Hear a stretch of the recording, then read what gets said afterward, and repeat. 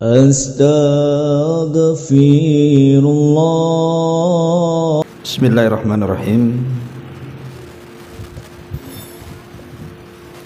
Assalamualaikum warahmatullahi wabarakatuh.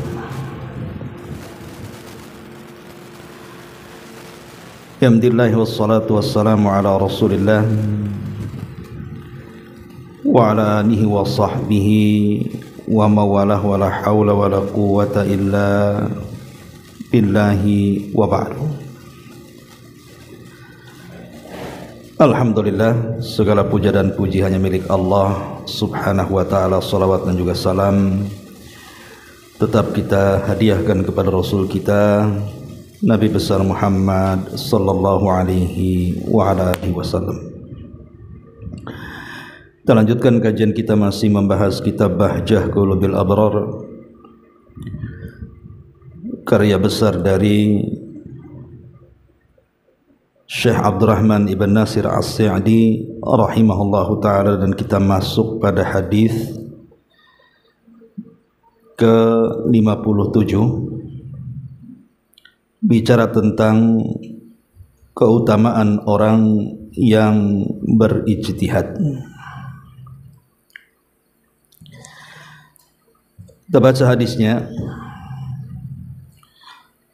An Abdullah ibn Amrin wa Abi Hurairah radhiyallahu anhuma qala qala Rasulullah sallallahu alaihi wasallam, idza hakama al-hakim fajtahada wa asaba falahu ajran, wa idza hakama fajtahada fa akhta'a falahu ajrun wahidun, muttafaqun alaihi. Dari sahabat Amr ibn As dan Abu Hurairah radhiyallahu anhu. Dua sahabat ini adalah dua sahabat yang sangat berjasa dalam Islam, karena dua sahabat ini terkenal dua sahabat yang menjaga hadis Nabi sallallahu alaihi wasallam. Adapun Abdullah ibn Amr ibn As, dia jaga sunnah Rasul dengan catatannya. Adapun Abi Hurairah radhiyallahu anhu, dia menjaga hadis dengan hafalannya. Jadi yang satu mencatat, yang satu menghafal, dan dua-duanya berada di peringkat teratas di dalam mencatat dan menghafal periwayatan yang bersumber dari Nabi sallallahu alaihi wasallam. Bahkan Abu Hurairah radhiyallahu anhu pernah mengatakan, tidak ada yang menandingi soal hafalan hadis dari Nabi sallallahu alaihi wasallam kecuali diriku, kecuali Abdullah ibn Amr, karena dia mencatat hadis sementara aku yang menghafalnya. Lah kedua sahabat ini, Abdullah ibn Amr ibn As, yang dikenal bukan hanya pencatat hadis Rasul tetapi juga ahli dalam ibadah, ahli dalam qiraatul Quran, qiyamul lail, bahkan berpuasa, di mana tiga ibadah ini betul-betul didawamkan oleh sahabat Abdullah ibn Amr ibn As ini. Apa yang dikatakan beliau? Beliau mengatakan bahwa Nabi sallallahu alaihi wasallam bersabda, jika seorang hakim, seorang mujtahid mengadili atau berijtihad dan ijtihadnya itu benar, maka dia mendapatkan dua pahala. Namun apabila dia salah dalam ijtihadnya, maka dia tetap mendapatkan satu pahala. Ma'asyiral muslimat yang dimuliakan Allah Subhanahu wa taala, tentu seorang mujtahid itu memiliki kedudukan tinggi dalam Islam. Seorang yang bisa berijtihad, memutuskan sebuah perkara dengan pengetahuannya yang dalam, itu memiliki kemuliaan, kedudukan di dalam Islam. Apa kedudukannya dalam Islam seorang mujtahid itu? Dikatakan oleh para ulama bahwa tetapnya agama dan terjaganya agama, baik secara dalil ataupun penerapannya, itu karena adanya para mujtahid. Jadi terjaganya agama dan keberlangsungan agama sejak zaman Rasul sampai hari ini itu karena jasa para mujtahid. Mereka berijtihad di banyak perkara yang terkadang perkara-perkara itu membutuhkan solusi. Karena kan apalagi di zaman sekarang, di zaman kekinian yang terkadang tidak terjadi di zaman Nabi sallallahu alaihi wasallam, sehingga perlu adanya ijtihad untuk memberikan solusi yang tidak bertentangan dengan Al-Quran dan Sunnah. Maka tegaklah para mujtahid ini kemudian memberikan hukum-hukum kontemporer di zaman kekinian ini untuk memberikan solusi hukum-hukum agama yang terkadang tidak ada dari zaman Nabi sallallahu alaihi wasallam. Makanya seorang mujtahid ini memiliki syarat yang ketat. Pertama, dia harus menguasai kitab Allah, Al-Quranul Karim. Jadi betul-betul dia harus menguasai Al-Quran secara utuh, dari hukum-hukumnya atau ayat-ayat yang mutasyabih, ayat-ayat yang umum, ayat-ayat yang khusus, ayat-ayat yang global, mana yang mansukh, mana yang nasih, mana yang menghapus, mana yang dihapus, dan begitu seterusnya. Yang kedua, punya pengetahuan yang dalam tentang sunnah Nabi sallallahu alaihi wasallam, dari perkataan-perkataan Nabi, perbuatan-perbuatan Nabi, kemudian tahu derajat hadis Nabi sallallahu alaihi wasallam, dari mutawatirnya, ahadnya, sahihnya, dhaifnya, dan begitu seterusnya, supaya tidak salah ketika beristinbat hukum. Tidak cukup sampai di situ, dia pun harus mengetahui tentang perkataan-perkataan para ulama salaf. Apa yang membuat kesepakatan mereka, apa yang membuat mereka perselisihkan, apa yang kemudian mereka sepakat dalam sebuah perkara atau yang diperselisihkan oleh para ulama salaf. Jadi seorang mujtahid harus paham supaya tidak menyelisihi pendapat-pendapat ulama-ulama salaf. Bahkan harus paham juga tentang hukum-hukum qiyas, terutama hukum-hukum yang berlaku kekinian, hukum-hukum kontemporer. Maka seorang mujtahid itu harus memiliki hukum-hukum soal qiyas, mana asal, mana cabang, mana ilat, mana hukum, dan begitu seterusnya. Makanya seorang mujtahid itu memang orang mulia. Tidak sembarang orang bisa menjadi seorang mujtahid, karena dia harus menguasai Quran dengan utuh, menguasai sunnah dengan seluruh perbuatan Nabi, perkataan Nabi, penetapan Nabi, belum lagi kemudian derajat-derajat hadis Nabi, dari sahihnya, dari lemahnya, dari mutawatirnya, dari ahad, dan begitu seterusnya. Kemudian juga memahami perkataan ulama salaf dulu supaya tidak bertentangan ketika dia berijtihad, dan bisa mengkias hukum-hukum dahulu dengan yang sekarang.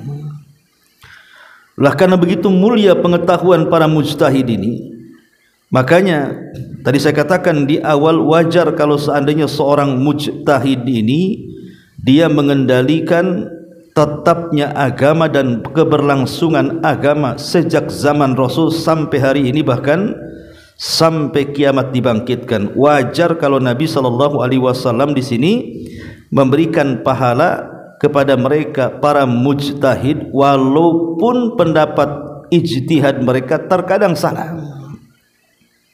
Lihat di sini Rasul mengatakan, idza hakamal hakim, dalam riwayat idza ijtahadal mujtahid, apabila seorang hakim berhukum atau seorang mujtahid berijtihad, fajtahada wa asaba, kemudian ijtihadnya benar, maka Nabi SAW mengatakan falahu ajran, maka dia memiliki 2 pahala.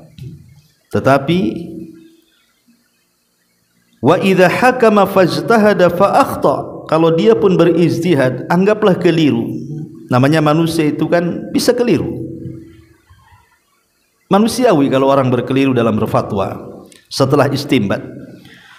Rupanya dianggap itu pendapat yang kuat, rupanya ada yang menyelisih yang lebih kuat. Wajar manusia itu bisa keliru, tapi karena dia sudah bersikeras dengan ijtihadnya, dengan kemampuannya memahami Al-Quran, memahami sunnah, memahami perkataan ulama dan kias-kiasnya, maka kalaupun dia salah, kata Nabi SAW, falahu ajrun wahid, maka tetap dia mendapatkan 1 pahala. Lihat bagaimana kemuliaan seorang mujtahid. Ma'asyiral muslimat yang dimuliakan Allah Subhanahu wa taala. Kalau begitu, dari penjelasan ini tidak serta-merta orang itu bisa menjadi mujtahid. Harus menguasai pengetahuan yang luas dan dalam. Ma'asyiral muslimat yang dimuliakan Allah Subhanahu wa taala. Di sini pengarang menyebutkan keterangan hadis ini, kita baca sedikit. Yang dimaksud dengan hakim dalam hadis ini yaitu seseorang yang memiliki pengetahuan yang membuatnya menjadi ahli untuk mengadili atau memutuskan sebuah perkara. Para ulama bahkan telah menyebutkan tentang syarat-syarat seorang hakim atau seorang qadhi. Sebagian mereka ada yang berlebihan dalam syarat-syarat tersebut sehingga terkadang mustahil dicapai, ya. Sedangkan sebagian yang lain mencukupkan pada ilmu-ilmu yang dengannya dia layak untuk menjadi seorang mufti yang boleh berfatwa. Dan yang kedua inilah pendapat yang masih dipakai oleh para ulama. Jadi ada 2 pendapat. Ada yang menganggap bahwa mujtahid itu sudah tidak ada di zaman sekarang. Jadi yang layak untuk berijtihad, mengeluarkan sebuah hukum atau berfatwa sebuah hukum itu hanya ada di zaman dulu. Adapun di zaman sekarang sudah tidak ada, sehingga muncullah pendapat di zaman sekarang dalam urusan fikih bahwa kita wajib untuk bermadhab. Kita wajib untuk bermadhab. Jadi yang memberikan syarat berlebihan sehingga terkadang syarat-syarat itu tidak bisa dipenuhi oleh para ulama di zaman sekarang. Karena itu hanya berlaku bagi ulama di zaman dulu. Mereka mengatakan bahwa tidak ada lagi mujtahid hari ini. Yang ada hanyalah taklid, mengikuti madhab. Makanya wajar ada sebagian pemahaman di negeri kita bahwa kita harus bermadhab Syafi'i. Kalau bermadhab selain Syafi'i tidak boleh, apalagi disebut talfik, ngambil Syafi'i, ngambil Hambali, ngambil Hanafi.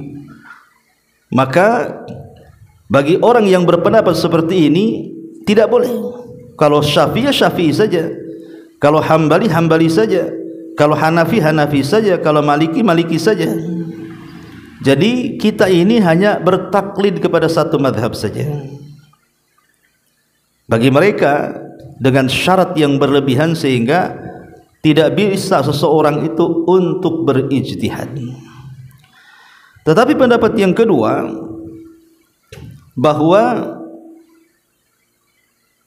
syarat-syarat menjadi seorang mujtahid ini mencukupkan pada ilmu yang dengannya dia layak untuk berfatwa. Jadi melonggarkan selama syarat-syarat yang ulama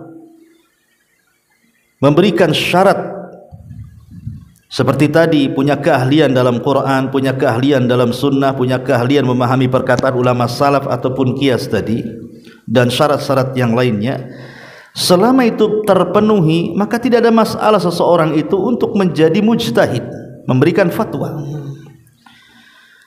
Maka bagi yang melonggarkan bahwa kemungkinan ada mujtahid mutlak umpamanya kan, maka seseorang tidak harus kemudian fanatik kepada satu madhab.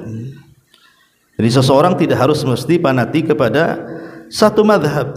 Boleh kita mencomot madhab Syafi'i umpamanya, dalam pendapat ini madhab Maliki, dalam pendapat itu madhab Hanafi, dalam pendapat yang lainnya madhab Hambali, dalam yang lainnya lagi, selama dalil-dalilnya kuat. Jadi dilihat dari dalilnya, bukan dari pendapat madhabnya. Dilihat, oh dalam masalah ini memang saya seorang Syafi'i, tapi dalam masalah yang lain nampaknya Hambali lebih kuat dibandingkan Syafi'i dalam pendapat ini. Atau saya seorang Hambali, nampaknya dalam perkara ini madhab Maliki lebih kuat, maka dia mengambil pendapat Malik. Jadi dia hanya mengikuti pendapat yang kuat saja. Dan inilah kata Syekh Abdurrahman As-Sa'di rahimahullahu taala, pendapat yang kedua inilah yang lebih utama, dan ini juga yang dikuatkan oleh Al-Imam Ibn Taimiyah rahimahullahu taala. Kemudian karena begini ya, kalau seseorang kemudian mengambil pendapat yang pertama dengan adanya syarat-syarat yang terlampau berlebihan sehingga tidak mungkin ada mujtahid lagi di zaman sekarang, karena mujtahid itu ada di zaman dulu, itu akan menimbulkan penyakit yang disebut dengan taklid buta. Taklid buta. Dan taklid buta ini sangat berbahaya, karena dia akan mempertahankan pendapatnya dan akan menyerang pendapat yang lain. Makanya dahulu banyak kisah-kisah tentang perselisihan madhab, di mana orang-orang yang bermadhab Syafi'i tidak boleh menikahkan putrinya dengan orang yang bermadhab yang lainnya. Bahkan sampai terjadi peperangan, bahkan satu masjid ada mihrab untuk 4 madhab. Jadi solatnya masing-masing masuk, imamnya Syafi'i keluar, masuk jemaah Hambali, imamnya Hambali, selesai keluar, masuk orang-orangnya Maliki, imamnya Maliki, kemudian keluar, dan begitu seterusnya, akan mecahkan banyak umat jadinya. Masyarul muslimat yang dimuliakan Allah subhanahu wa ta'ala. Tetapi kalau kita mengambil pendapat yang kedua, sebenarnya kita kan tidak mengambil pendapat yang maksudnya pendapat yang kedua ini kita sedang mengambil pendapat yang kuat berdasarkan dalil, bukan berdasarkan perkataan madhab. Inilah yang dimaksud oleh beliau di dalam kitabnya. Kemudian kata beliau, dalam hadis ini terdapat dalil bahwa seseorang yang bodoh jika memutuskan satu perkara dan ternyata dia benar, maka dia dihukum sebagai orang yang zalim dan berdosa, karena dia tidak memiliki hak untuk menghukum dan memberikan putusan, sedangkan dia dalam keadaan bodoh.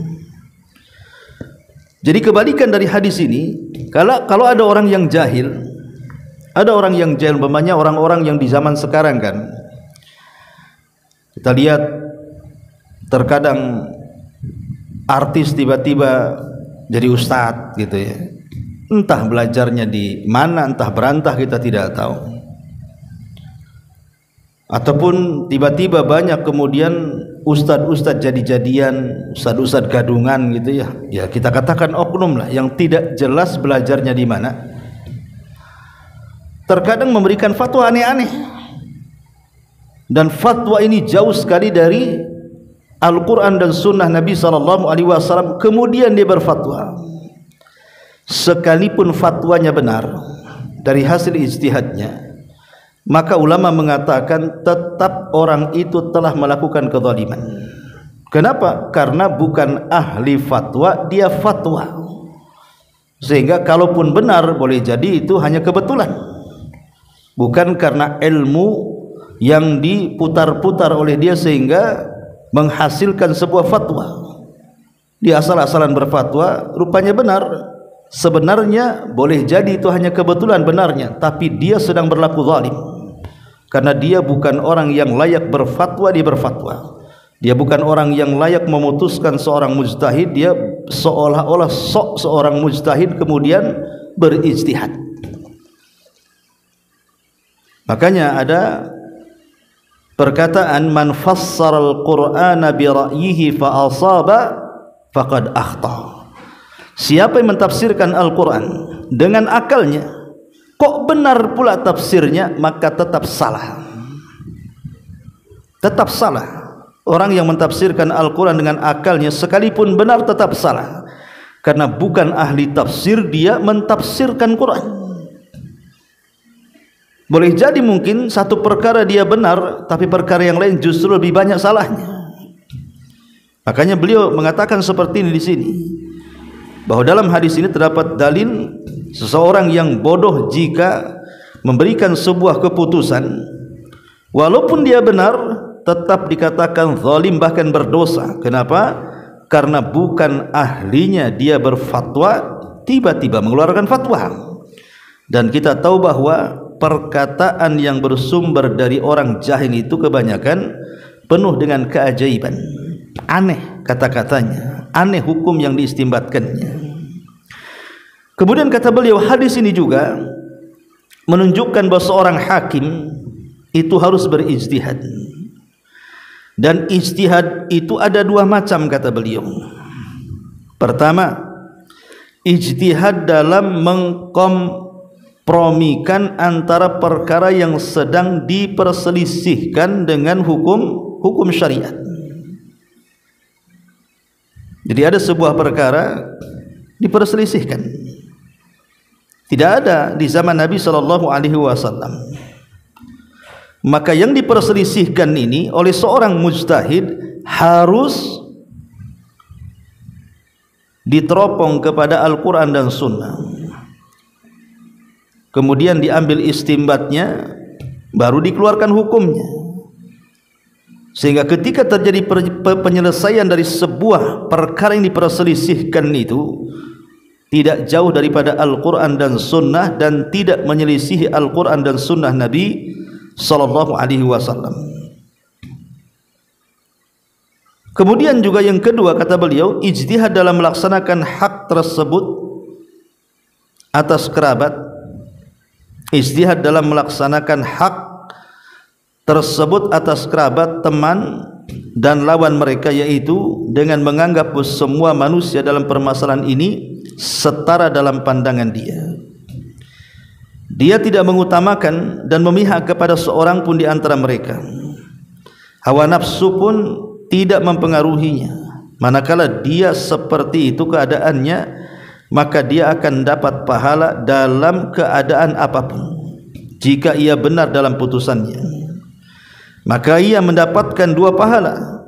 Namun jika dia salah, maka dia mendapatkan 1 pahala dan kesalahannya ditolerir karena hal tersebut di luar kesanggupannya. Sikap adil ini sama seperti yang selainnya, dikaitkan dengan kesanggupan.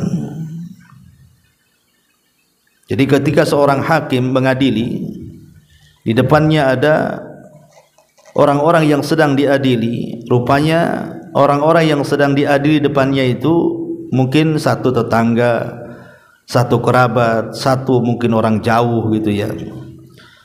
Tapi dia tidak memihak kepada keluarganya. Bukan mentang-mentang ini di depan saya ini adik saya, ipar saya, paman saya, sementara lawannya tetangga saya, orang lain yang tidak ada hubungannya, akhirnya berat sebelah gitu ya. Nah ini kalau seandainya orang tersebut betul-betul menyetarakan manusia di depannya, kemudian dia berijtihad siapa yang benar siapa yang salah, kalau salah tetap dapat 1 pahala, kalau benar dapat 2 pahala, karena dia telah menegakkan keadilan. Karena kita tahu bahwa kebanyakan, contoh saja umpamanya di pengadilan-pengadilan, terkadang oknum-oknum hakim ini mereka memutuskan sebuah perkara itu karena ada sogokan dunia. Jadi sebelum dia memutuskan perkara, mungkin di belakang layar sudah dibayar supaya memenangkan kasusnya, atau boleh jadi mungkin sudah disogok dengan jabatan. Akhirnya ketika dia menghukum, maka dia akan berhukum sesuai yang dikehendaki siapa yang membayarnya. Atau boleh jadi itu keluarganya. Ketika dia berat sebelah, pasti dia akan membela keluarganya dan akan dimenangkan kasusnya. Maka kalau seperti ini pemimpin yang tidak adil, dia tidak akan mendapatkan pahala baik ketika salah ataupun ketika benar, karena dia sudah tidak adil dalam putusannya ya. Kemudian kata beliau, adapun perbedaan antara hakim yang berijtihad dan yang mengikuti hawa nafsu, yaitu adalah bahwa seorang hakim yang benar-benar telah melaksanakan perintah Allah, berupaya beriktikad baik dan bersungguh-sungguh, dan secara zahir dia memerintahkan untuk meyakini sesuatu yang menurut pandangannya sesuai dengan dalil atau bukti, berbeda dengan yang mengikuti hawa nafsu karena ia berbicara tanpa ilmu dan tanpa adanya i'tikad baik. Inilah yang dikatakan Syekhul Islam Ibnu Taimiyah rahimahullahu ta'ala. Jadi ada 2 perbedaan antara hakim yang betul-betul dikategorikan mujtahid dengan hakim yang mengikuti hawa nafsu. Kalau hakim yang betul-betul seorang mujtahid, ya dia akan mengikut kepada Al-Quran dan Sunnah, dia tidak akan mengikuti hawa nafsunya. Tapi kalau hakim yang mengikuti hawa nafsu, maka dia akan berhukum terkadang lari daripada Al-Quran dan Sunnah Nabi SAW. Kemudian beliau mengatakan dalam hadis ini juga terdapat dalil tentang keutamaan seorang hakim yang memiliki sifat ini. Dia akan memperoleh pahala atas setiap perkara yang dia putuskan dengan adanya sifat tersebut. Oleh karena itulah pengadilan termasuk fardu kifayah yang paling agung, karena seluruh hak yang ada di antara manusia sangat berhajat kepada seorang hakim ketika terjadi perselisihan atau ketidakjelasan. Maka wajib bagi seorang hakim untuk bersungguh-sungguh dalam mewujudkan ijtihad ini, sehingga dengannya dia akan bebas dari beban kewajiban dan memperoleh kebaikan serta pahala yang sangat besar. Ma'asyiral muslimat yang dimuliakan Allah Subhanahu wa ta'ala, masalahnya kalau ada orang bertanya, Ustaz, saya ini orang awam, tentu tidak bisa saya ini berijtihad. Ya, saya harus bertanya kepada Ustaz dan saya ikuti pendapat Ustaz, berkata kepada para ulama, meminta fatwa para ulama, dan saya mengikuti fatwanya. Bagi orang-orang awam bagi orang-orang awam tidak ada masalah ya, selama orang-orang awam itu berusaha untuk bertanya.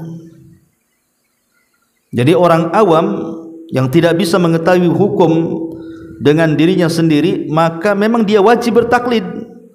Gimana caranya kecuali bertaklid lah, ngikut orang ya, tapi syaratnya harus bertanya, bukan apa kata orang dia ikut.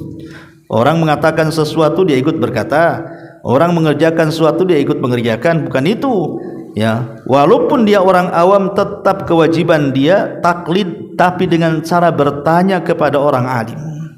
Fas'alu ahla dzikri in kuntum la ta'lamun, maka tanyakanlah olehmu kepada orang-orang yang punya pengetahuan jika kamu tidak mengetahui. Lah, orang-orang awam seperti ini dianjurkan untuk memilih orang yang lebih utama keilmuannya, dan kewaraannya. Jadi pamannya ibu tidak punya pengetahuan. Di Batam ini banyak ustadz, banyak kiai, banyak para tuan-tuan guru yang berdakwah. Ya, ibu bisa bertaklid kepada salah satu dari mereka, orang-orang awam ya maksudnya ya. Boleh kemudian kita memilih, oh nampaknya ustadz yang ini keilmuannya lebih, kemudian waroknya juga ada, sementara yang sana nampaknya kalau ditanya kadang kurang memuaskan, kemudian kurang warok, akhlaknya tidak bagus ya. Maka dia boleh kemudian memilih berdasarkan keyakinan dia mengikuti seseorang itu karena lebih dari segi keilmuannya dan lebih dari segi kewaroannya. Umpamanya ada seseorang awam mendengar seorang alim mengatakan perhiasan itu wajib dizakatkan. Kemudian dia juga mendengar ada orang alim lainnya mengatakan perhiasan itu tidak wajib dizakatkan. Di sini orang awam kan dihadapkan dengan dua pendapat yang kontradiktif. Yang satu mengatakan dizakati, yang satu mengatakan tidak dizakati. Kan bingung orang awam ini, karena dua-duanya yang mengatakan seorang alim menurut dia ya. Maka dia boleh memilih salah satunya, tetapi hendaknya bertaklid kepada yang lebih dekat dengan kebenaran karena keilmuan dan kewaraannya. Tidak sembarang memilih orang, oh saya milih inilah. Kenapa milih ustadz ini? Ini yang ini tampan orangnya, yang ustadz ini jelek ini. Bukan. Atau yang ini nampaknya ustadznya ya bolehlah katanya, yang itu kayaknya nengok saja saya tidak suka. Jadi bukan karena hawa nafsu, oh ya ini saya suka ustadznya nih, ini ustadznya kaya nih, yang satu miskin ya. Saya cari ustadz yang kaya aja lah, biar bisa pinjam uang juga sekalian. Jadi bukan masalah itu kita memilih untuk mengikuti salah satu dari sekian banyak ustadz dari fatwa-fatwa. Kan ibu kadang-kadang mungkin ngaji di sini ustadznya, kalau ibu ditanya hukumnya ini kok ustadz ini lain, kok kalau ngaji di sini kok jawabannya lain pula gitu ya. Maka ibu harus cari yang mana yang menurut keyakinan ibu dia lebih alim dan lebih wara, maka ikuti dia. Nah, itu kalau taklid seperti ini tidak mengapa ya. Kalau memang seorang awam yang tidak mengetahui hukum satu masalah, maka dia bisa bertaklid kepada orang yang menurut dia jauh lebih alim dibandingkan orang-orang alim yang lainnya. Itu kewajiban orang awam ya. Tapi seorang talabul ilmi, seorang yang memang dia bergelut dalam ilmu, maka tidak bisa dia mengatakan seperti itu, mengikuti si A dan meninggalkan si B. Tidak, dia harus berusaha mencari kebenaran dengan ilmu yang sudah dipelajarinya, mana yang lebih dekat dengan kebenaran antara dua ustadz atau tiga ustadz yang memberikan fatwa yang saling bertentangan itu. Karena seorang penuntut ilmu pasti lebih paham, ini jawabannya memuaskan, yang itu tidak memuaskan. Karena orang thalabul ilmi kan sedikit banyak dia belajar ilmu usul fikih, usul tafsir, usul hadis gitu ya, bahasa Arab dan begitu seterusnya, sehingga sedikit banyak ada gambaran. Dan biasanya ketika ada dua syekh, dua ulama berfatwa gitu kan, dan dia seorang talabul ilmi, maka terkadang ada kepuasan kepada fatwa-fatwa syekh tertentu dan tidak merasa puas dengan fatwa syekh yang lainnya. Jadi dia bisa menentukan mana yang lebih dekat dengan dalil. Tapi kalau orang awam kan tidak bisa, cukup menurut keyakinannya mana yang lebih alim dan lebih waro saja kan itu. Jadi ini harus dipahami tentang hadis ini. Kembali bahwa hadis ini menjelaskan kepada kita tentang keutamaan orang yang berijtihad. Dan ini berlaku juga kepada seorang hakim yang ada di pengadilan. Hadis ini juga berlaku kepada seorang pemegang hukum di pengadilan. Karena kita tahu bahwa seorang hakim yang berhukum di pengadilan itu kan dia memutuskan apa yang ia dengar dan apa yang ia lihat. Karena terkadang umpamanya ada dua orang yang berselisih, Bu. Yang satu dia datang badannya ke pengadilan, yang satu tidak datang badannya tapi dia mewakilkan ke pengacaranya. Terkadang kalau kita tidak mampu bersilat lidah, walaupun di atas kebenaran, bisa salah, bisa disalahkan oleh hakim ketika seorang pengacara yang ahli dalam ngomong kemudian dia bersilat lidah. Terkadang dia yang salah pun bisa benar tuh di dunia pengadilan itu. Makanya Nabi SAW ketika berhukum kepada dua orang yang berselisih kemudian memenangkan salah satunya, maka Nabi SAW mengatakan, boleh jadi di antara kalian berdua ada yang lebih cakap dalam bicara, sehingga aku hanya berhukum secara zahir. Adapun kalau yang bercakap dalam bicara itu dia mengikuti hawa nafsunya, hanya ingin mencari pembenaran, maka silahkan tempat duduknya di neraka, bukan urusanku, kata Nabi SAW. Jadi ini juga berlaku. Makanya orang-orang yang mereka duduk di kursi-kursi pengadilan, mereka orang-orang mulia. Mereka orang-orang mulia karena merekalah yang memberikan ketenangan kepada orang-orang yang datang meminta keadilan. Masalahnya banyak sekali orang-orang yang datang ke kantor pengadilan, keluar dari kantor pengadilan tidak dapat keadilan. Terkadang yang salah jadi benar, yang benar pula jadi salah. Karena kalau salah dalam memutuskan, maka berapa banyak orang-orang yang tidak bersalah masuk penjara. Berapa banyak orang-orang yang tidak bersalah akhirnya dihukum mati. Berapa banyak orang-orang yang tidak bersalah akhirnya aset kekayaannya disita dan diambil, dan dia pun dizalimi. Ya, satu sisi seorang hakim ketika berijtihad itu sebuah kemuliaan kalau memang dia jujur dalam ijtihadnya. Tetapi kalau seandainya dia tidak jujur mengikuti hawa nafsunya, maka Rasul mengatakan hakim itu ada tiga macam, dua di neraka, satu di sorga. Adapun yang dua di neraka, pertama hakim yang memiliki pengetahuan, tapi saat memutuskan sebuah perkara dia tidak pakai pengetahuannya, dia ikut hawa nafsunya, sehingga dia memutuskan mengikuti hawa nafsu. Boleh jadi karena sogokan. Yang kedua, seorang hakim yang jahil, yang bodoh, kurang pengalaman, sehingga dia memberikan putusan dengan kebodohannya. Maka jelas ini hakim yang bodoh memberikan putusan dengan kebodohannya akan merugikan banyak orang. Lah dua jenis hakim ini di neraka, kata Rasul. Adapun hakim di sorga adalah hakim yang punya nurani, dia punya pengetahuan dan dia pun mengadili dengan pengetahuannya, tidak pandang bulu.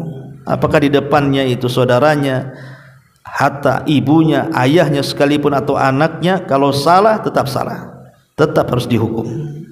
Ya, inilah diantara penjelasan singkat dari hadis ke-57 pahala orang yang berijtihad. Wallahu alam. Ini yang bisa sampaikan. Sebelum saya tutup, barangkali ada yang mau bertanya, silahkan.